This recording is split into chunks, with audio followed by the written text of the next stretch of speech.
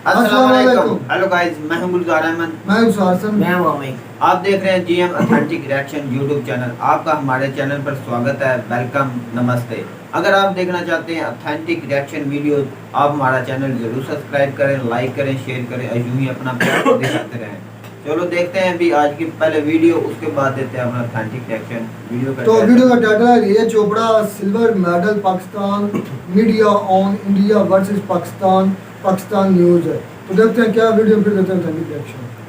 नीरज चोपड़ा भारत के वो एथलीट हैं, सिर्फ भारत ने, सिर्फ इंडिया ने नीरज चोपड़ा के ऊपर लगभग पाकिस्तानी 4 करोड़ रुपए खर्च किए उनकी ट्रेनिंग के ऊपर। डेफिनेटली हम कंपेयर नहीं कर सकते हैं किसी भी दूसरी कंट्री के साथ, स्पेशली इंडिया ने जितना बजट रखा और जितना वो खर्च करे।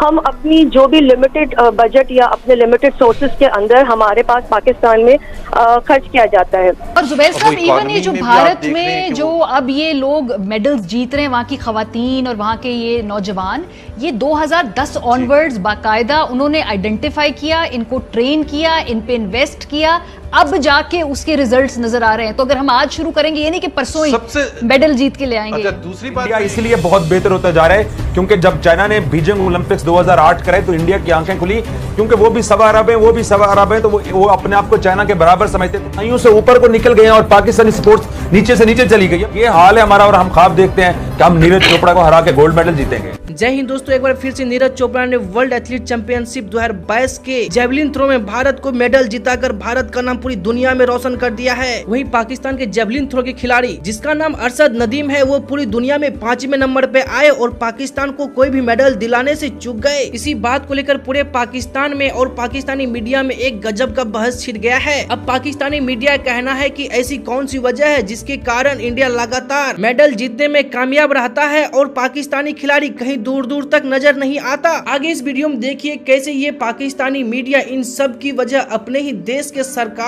एवं पाकिस्तानी स्पोर्ट्स फेडरेशन को मान रहा है। और दूसरा, आप ये बताएं कि अरशद नदीम को कितने कंपटीशन में बाहर भेजा गया?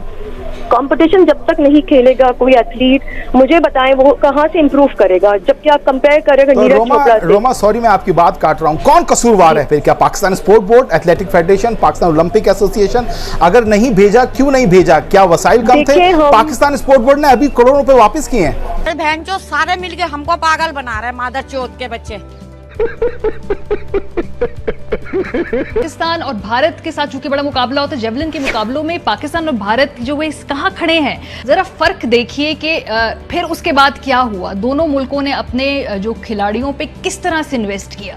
नीरज चोपड़ा की ये ट्वीट है जो आप स्क्रीन पे देख सकते हैं, जिसमें वो जून 2021 में कहते हैं कि मैं टोक्यो के लिए बड़ी तैयारी कर रहा हूं, मेरी हुकूमत मेरा भरपूर तरीके से ख्याल कर रही है, मैं यूरोप में ट्रेनिंग कर रहा हूं, हालांकि इतना मुश्किल था, इस वक्त वीज़े नहीं मिल रहे थे, बड़ा सख्त वक्त है कोविड की वजह से, फिर भी मेरी हुकूमत ने मुझे वहां भेजा। अब चलते हैं अरशद नदीम ने किस तरह आलमी मुकाबलों के लिए ट्रेनिंग की है और उन पे क्या इन्वेस्ट किया किसी ने। अरशद नदीम को आलमी मुकाबलों में जो शिरकत के लिए पैसे दरकार थे, ट्रेनिंग थी, अखराजात थे, हुकूमत ने उसकी मुआवनत उस तरह से नहीं की है। देखिए, हम किसी को भी ब्लेम यहाँ पे नहीं कर सकते हैं, क्योंकि मसला ये है कि हम किसी एक को कहते हैं तो दूसरा कहता है कि जी वो है कसूरवार। जो भी एसोसिएशन, फेडरेशन या गवर्नमेंट लेवल पे जो भी लोग हैं, हम किसी को भी ब्लेम नहीं कर सकते, क्योंकि अपनी अपनी कैपेसिटी में वो क्या कर रहे हैं, आज तक की पिक्चर ही क्लियर नहीं हो पाई है। एक दूसरे को क्रेडिट लेने के लिए तो हम सब आगे आ जाते हैं। अतीक, यहाँ पे एक और चीज जो लोग सोचते हैं, वो ये सोचते हैं कि अब अरशद नदीम जिन हालात में ट्रेनिंग की अरशद ने अपने बलबूते पर की, बिल्कुल भी वसाइल नहीं है इनके पास, तो हम ये सोचते हैं कि अगर थोड़ा सा पेट्रोनाइज किया जाए, यानी थोड़ी सी सपोर्ट कर ली जाए, तो आज अरशद नदीम ब्रॉन्ज का गोल्ड मेडल लेके आ रहा होता, क्योंकि 86 तो अरशद नदीम ने वैसे भी किया था। दोस्तों, अब इस पाकिस्तानी सरकार को एवं पाकिस्तान के आवाम को कौन समझाए कि इस दुनिया में क्रिकेट के अलावा भी बहुत सारे खेल होते हैं, जिसमें जीतने के लिए खिलाड़ियों को अच्छे तरीके से तैयार करना होता है और उसे वर्ल्ड क्लास ट्रेनिंग देनी होती है। और ये सब करने के लिए किसी भी देश के सरकार को ही नहीं बल्कि वहाँ के जनता को भी काफी मेहनत करनी पड़ती है, तब जाके किसी भी देश को वर्ल्ड क्लास खिलाड़ी मिलता है जैसे कि नीरज चोपड़ा भारत को मिला है। वैसे सुनने में आया है कि तुम पाकिस्तानी लोग पैसे और सपोर्ट के दम पे खिलाड़ी नहीं बल्कि आतंकवादी को पैदा करते हो, और जब कोई भी देश जैसे इंडिया कोई भी मेडल जीतता है तो पूरे पाकिस्तानी मीडिया टीवी पे एवं पाकिस्तानी लोग सोशल मीडिया पे चिल्लाने लगते हैं कि हमारे पास कोई मेडल क्यों नहीं आ रहा है, हमारा खिलाड़ी क्या करता है। तो तुम पाकिस्तानी लोग मुझे एक चीज बताओ, पेड़ बोओगे बबूल का तो आम कहाँ से खाओगे? ठीक उसी प्रकार पूरे जिंदगी तैयार करोगे आतंकवादी को तो मेडल कहाँ से जीत पाओगे। तो दोस्तों आज के लिए इतना ही, मिलते हैं अगले वीडियो में, तब तक के लिए जय हिंद जय भारत। तो जी वीडियो ही खत्म। वीडियो थोड़ी सी पुरानी थी, थोड़ा हमने सिलेक्ट करने में थोड़ा मसला आ गया था, और वो जो पिछले साल वो जीते थे, उसका नाम नीरज चोपड़ा जीते थे अर्शद नदीम से। उसके पास उन्होंने कितने 40 करोड़ रुपया 4 करोड़ रुपया उस पर इन्वेस्टमेंट यानी कि उनके ऊपर लगाया, खर्च किया है इंडियन हुकूमत ने। और एक हमारा है अर्शद नदीम, वो देख लो उनसे थोड़ा सा 2021 में उसने इसी नीरज चोपड़ा से वो हारे थे मेहनत के बावजूद। लेकिन इस बार अल्लाह की कुछ करनी ऐसी थी कि उनका इंडिया का वो जो है नीरज चोपड़ा साहब वो थोड़ा सा अनफिट हो गए यूरोप में मेहनत करने के बावजूद भी, लेकिन वो आ नहीं सके कॉमनवेल्थ गेम में, लेकिन मतलब नहीं खेल सके इंजरी की वजह से। लेकिन अच्छे नदीम आए और उसने भाई गवर्नमेंट ने नुकसान भाई 1 रुपए की भी मदद नहीं की उसकी। पिछले साल किसी ने मदद नहीं की। उस लड़के ने खुद अपने वालिदैन के सर पे मेहनत की, अपने वालिदैन की मेहनत के पैसे कमाए, उसे उसने मेहनत की और दुनिया का वर्ल्ड रिकॉर्ड उसने बना दिया। ये वो ही अर्शद नदीम है जिसको पिछली बार बहुत बुरा भला पाकिस्तान से भी बोला गया, इंडिया के न्यूज में भी ये जीत नहीं सकता, ये कुछ कर नहीं सकता, पाकिस्तान कभी इससे जीत नहीं सकता नीरज चोपड़ा से। लेकिन अल्लाह के लाठी भी आवाज होती है, आज उसने वो करके निकाल दिया।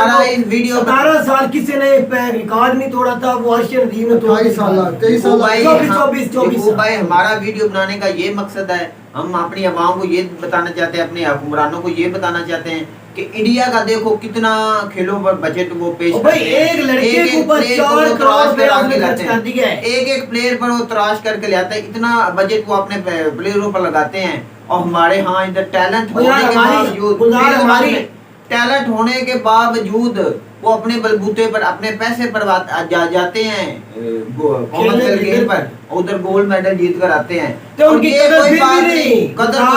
कदर फिर भी नहीं। आप देख लो इस बार वो जीते हैं। सबसे पहले बाबर आजम ने ट्वीट किया था, बाबर आजम एक स्पोर्ट्समैन है, कैप्टन क्रिकेट टीम का, उसको कदर है। उसने सबसे पहले वो उसने बोला कि मेरे मुल्क का और मेरा सर फख्र से बुलंद कर दिया अर्शद नदीम ने। और हम इंडिया को बीट करने की बातें करते हैं। नहीं, इंडिया की बराबरी की बात अभी तक तो हम नहीं कर सकते। बराबरी क्या करनी है, अभी हम बराबरी की बात नहीं कर सकते। उन्होंने तकरीबन 61 टोटल जीते हैं, हमने मेडल जीते हैं और हमने ज्यादा से ज्यादा मेरे ख्याल में 16 के 17 जीते हैं। इतने ही है, इससे ज्यादा नहीं।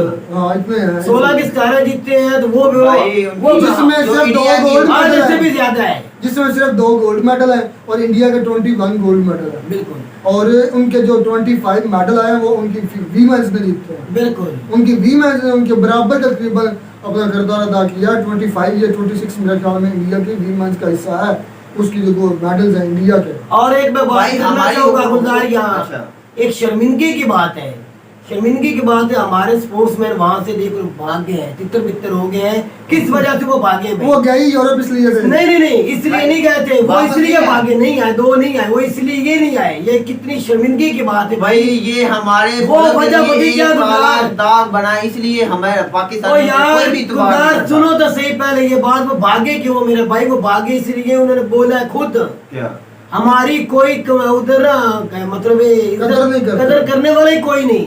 अगर हम इधर तितर बितर हुए भागेंगे, किस कंट्री इधर से आगे भाग जाएंगे या इस कंट्री के लिए खेलेंगे ना, हमारी इज्जत और कदर होगी।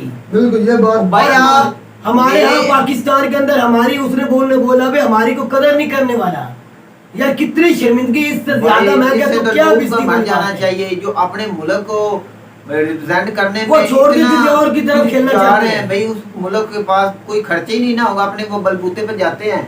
देख लो, नाम निशान ही नहीं है पाकिस्तान में भैया। ये होती है मेरे भाई बात। एक तरफ वो हमारी सबा कमर है, आपको पता है वो एक्टर है। हाँ, वो उनके कोचिंग को जो थे वो इंडियन थे, तो जो जितना भी उनका क्रू था वो बिल्कुल देख ले, वो जा रही थी एयरपोर्ट के ऊपर, उन्हें रोक लिया गया है तो उनके कोचों को जाने दिया क्योंकि वो इंडियन थे, उनके पास क्रू हमला था, उनके साथ काम करने वाला, उनकी सारी कुछ इंडिया की तरफ से ऐसी देख लो हमारे सियासतदानों के हर चीज बंद हुई, सिर्फ पैसे के अलावा उन्हें कुछ दिखता ही नहीं। भी हमारे कोई सुपरस्टार क्रिकेटर है या कोई भी स्पोर्ट्समैन है या कोई फिल्म स्टार है, उनके साथ क्या होता है, उनके पास हमें क्यों रोका जाता है? हमें तो ये पता नहीं था कि हमारे दो जो एथलीट हैं वो गुरदार, ये शर्मिंदगी की बात है, मैंने पहले दिन से ये सुना था, वो भाग गया, यकीन माने हम बड़ी शर्मिंदगी है, यकीन माने जब आज मैं बैठ के बता रहा हूँ ना। वो यार पीछे भी एक मिसाल थी कि फुटबॉल टीम गई थी पाकिस्तानी और सारे वो तो बहुत पहले की बात है, वो बहुत भाई ये अक्सर मिसालें दी जाती हैं जो पाकिस्तानी हैं। आज तक इसके ऊपर काम क्यों नहीं हुआ रुखसार भाई, ये देख लो भाई, हमारे भी जाने ना मिलता क्यों नहीं होती भाई। तुम मुझे ये पहले बता कि कोई पाकिस्तान में गवर्नमेंट है भी नहीं? गवर्नमेंट तो है ही, क्या गवर्नमेंट है?